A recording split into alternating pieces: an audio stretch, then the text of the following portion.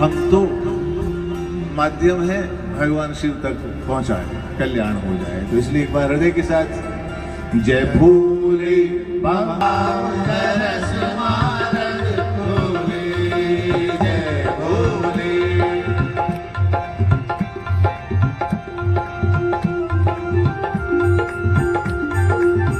जय भोले बम बम भोले, राम रस मारन भोले, जय भोले।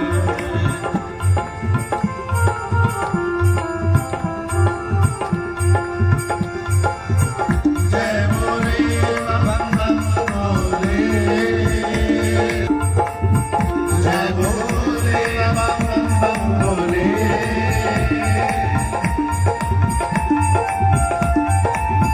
राम रस मारन भोले, तुम राम। जय भोले बम बम भोले, तुम राम रस मारन भोले, जय भोले।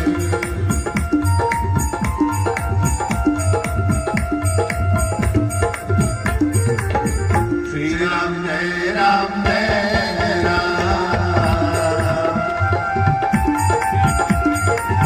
श्री राम जय जय राम, श्री राम जय जय राम, श्री राम जय जय राम, श्री राम जय जय राम,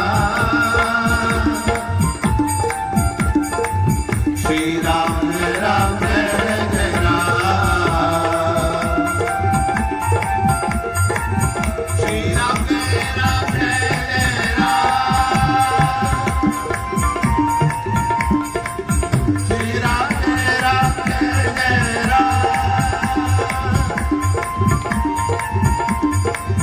श्री राम जय जय राम, श्री राम जय जय राम, श्री राम जय जय राम, श्री राम जय जय राम, श्री राम जय जय राम।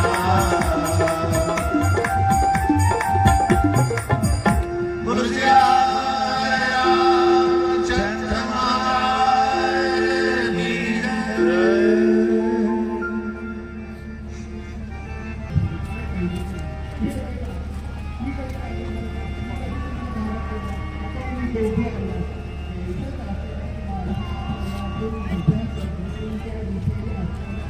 चारू चंद्र की चंचल किरणें खेल रही हैं नवजल में, जल थल में स्वच्छ चांदनी अंबर। मैथिली शब्द में देखा, सुरम में सुंदर वातावरण, कुटीर में श्री राम जानकी जी विश्राम कर रहे हैं।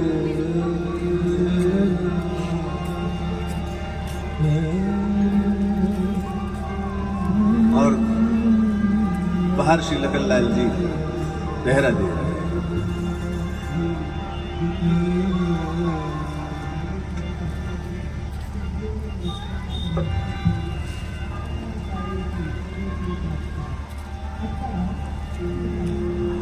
जिस समय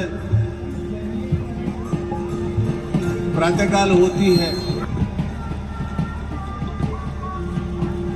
वो घड़ी आती है कि यहाँ राम जी को माया अपनी आरंभ करनी है। मायापति की माया का खेल अब शुरू होता है। लक्ष्मण जी को भेजा और वहां इतनी देर में खेल बदल गया।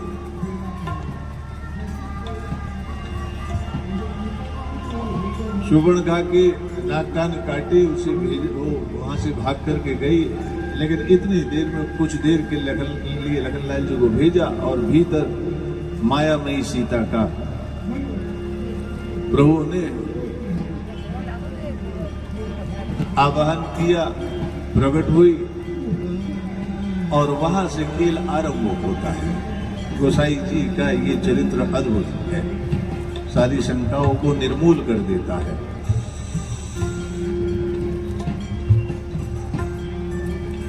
मायापति से कोई माया करे ये तो संभव ही नहीं है।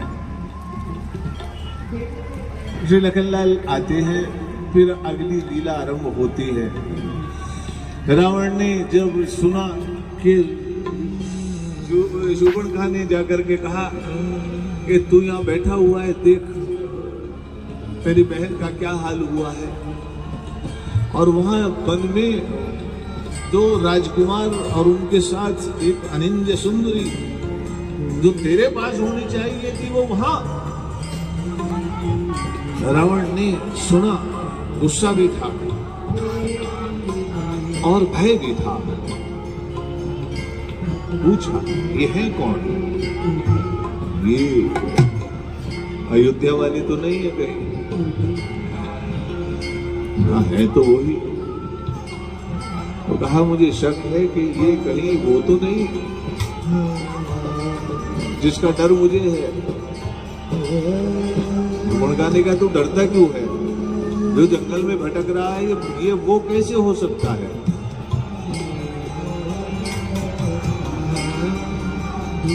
पढ़ने का बात तो ठीक है, प्रयास करता हूं। एक परीक्षा लेने की मारीच को बुलाया, तू सोने का हिरन बन, राम को दूर ले जा और वहां भी लक्ष्मण का नाम पुकारना। मारीच ने जब सुना तो मारीच ने सिर पकड़ लिया। रावण, तू जो करने जा रहा है वो उचित नहीं है। क्यों? तू राम को नहीं जानता, मैं जानता हूं, क्योंकि बिना फर का बाण लगा था और 100 योजन दूर आकर के गिरा था। वो प्राण मेरे क्यों छोड़े गए ये तो मुझे भी नहीं पता। पता नहीं है उसकी लीला का ही कोई दूसरा अंग ना हो। ईश्वर को मृत्यु जब आती है तो सीधी कभी नहीं आती है रावण, वो बहाने बना करके आती है। इस कारण से ऐसा हुआ, और वरदान भी है और तेरा काल आ रहा है। ये एक बहाना है मुझे यहाँ 100 योजन दूर फेंक डालने का। गलती की, भूल हुई तो वापसी नहीं है। रावण ने कहा, क्यों, तू डरता है क्या? उसने कहा, हाँ, जिस दिन से मेरे बाण लगा है राम का बाण, उस दिन से मैं रे से शुरू होने वाली किसी भी वस्तु से डरने लगा हूं। र से राग, र से रमणीय, र से रमणी युवती और र से ही राम शुरू होता है। इसलिए मुझे बाकी किसी भी वस्तु से भय लगने लगा है, क्योंकि जिसका भी नाम शुरुआत में र आ जाता है मैं डरता हूँ। रावण, तू नहीं जानता, मैं जानता हूँ।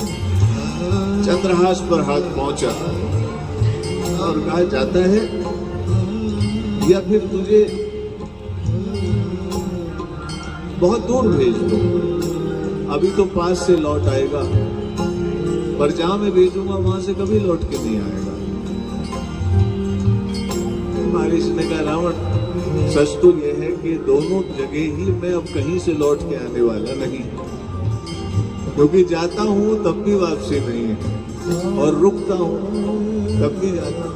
इसलिए तेरे हाथ से अच्छा है कि उसी के हाथ से मर जाऊं। स्वर्ण का हिरन बना, दूर ले गया राम जी को, और फिर वही हुआ जो लीला रची गई थी। जानकी जी ने जब स्वर्ण मृगछाल मांगी, राम जी पीछे पीछे गए और बाण से उसका वध किया, तो हाँ लक्ष्मण पुकारा और लक्ष्मण जी पीछे पीछे गए। इतने में ही रावण जानकी जी का हरण करके ले गया, और जब हरण करके ले गया तब रास्ते में गीधराज जटायु का प्रसंग हम जानते हैं। उन्होंने रोका, लेकिन रावण ने छल से उनके पंख काट दिए और फिर जानकी जी को जब लेकर के चला, तब व्याकुलता के कारण गीधराज जटायु जो पृथ्वी पर पड़े हुए थे, हाराम हाराम पुकार रहे थे। प्रभु का आगमन होता है और गीधराज को अपनी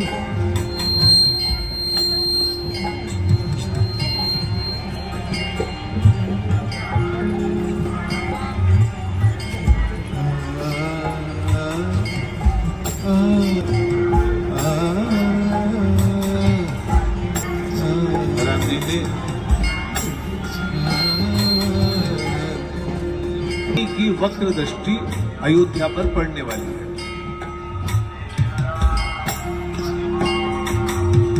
तुम्हारा दशरथ को, क्योंकि वीर थे रघुवंशी, तो उन्होंने अपना धनुष बाण उठाया और उठा करके उन्होंने कहा कि मैं शनि को ही समाप्त कर देता हूं और मेरी क्या संसार में न शनि। उससे अयोध्या में 12 साल का अकाल पड़ने वाला था। कहते हैं कि जब महाराज दशरथ शनि के निकट पहुंचे तो शनि ने क्रोध से महाराज दशरथ के रथ की ओर देखा और जैसे ही देखा तो शनि की दृष्टि तो हमें आपको सभी को पता ही है कैसी होती है। तो रथ भी गिरा, महाराज दशरथ का मुकुट भी कहीं गिरा। महाराज दशरथ आकाश से पृथ्वी की ओर जब गिरने लगे तो इतनी ऊंचाई से गिर करके कोई बचता तो है नहीं। तब अचानक किसी ने उन्हें अपने पंखों पर संभाल लिया और वो थे जटायु। और कहते हैं जब संभाला, धीरे धीरे पृथ्वी पर आए अयोध्या में उन्हें, तो दोनों में मित्रता हो गई। महाराज दशरथ बहुत प्रसन्न हुए। उन्होंने कहा मित्र, आपका एक उपकार है हम पर, तो आप के लिए हम आपका एक वर देना चाहते हैं, जो आप मांगो। कहते हैं गीधराज ने बहुत मना किया कि नहीं, हमें कुछ नहीं चाहिए। कहा नहीं, देखिए अभी आपका एक एहसान, एक उपकार हम पर है, तो हमारे में दोस्ती संभव नहीं है, दोस्ती बराबर वालों में होती है। अभी आप हमसे एक कदम ऊपर है, एक सीढ़ी ऊपर है, कि आपका उपकार है। तो गीधराज ने कहा महाराज देखिए, दोस्ती में कोई उपकार नहीं होता, दोस्ती तो होती है, मित्रता तो होती है, मित्रों में कैसे उपकार। फिर भी जब बहुत बात हुई तो कहते हैं गीधराज ने कहा महाराज फिर आप एक बात सुनिए, देंगे ना? कहा बिल्कुल।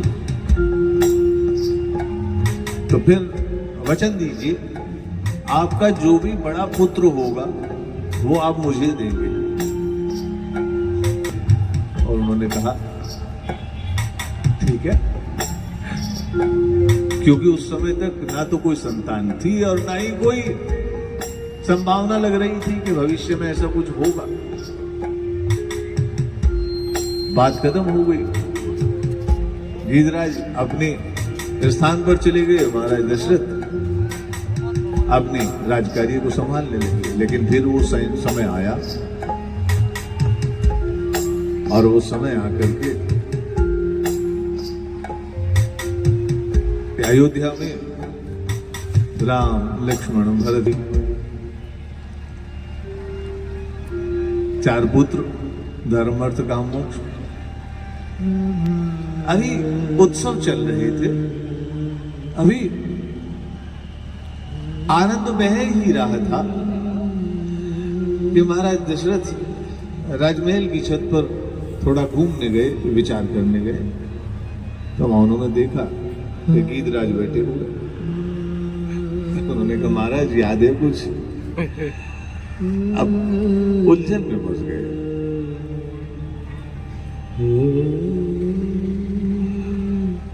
हाँ कहता हूं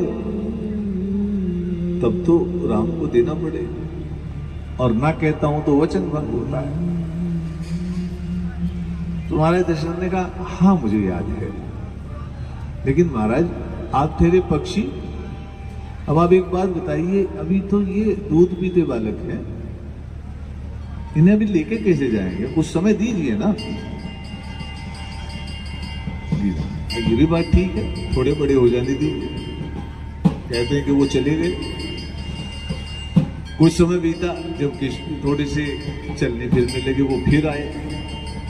महाराज दशरथ ने कहा महाराज थोड़ा पढ़ लिख ले, फिर देता हूं।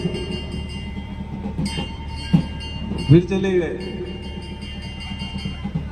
फिर आए, कहा महाराज मैं देता हूं, देखिए आप बड़े पुत्र को ले जाएंगे, मेरे पास कोई तो होना चाहिए। गीधराज ने कहा नहीं, आपके और मेरे पास आते जाते रहेंगे, ऐसी कोई बात नहीं। रघुनाथ कृपा, कानन बिनु रघुनाथ कृपा, कोमल चित अति दीन दयाल, कोमल चित।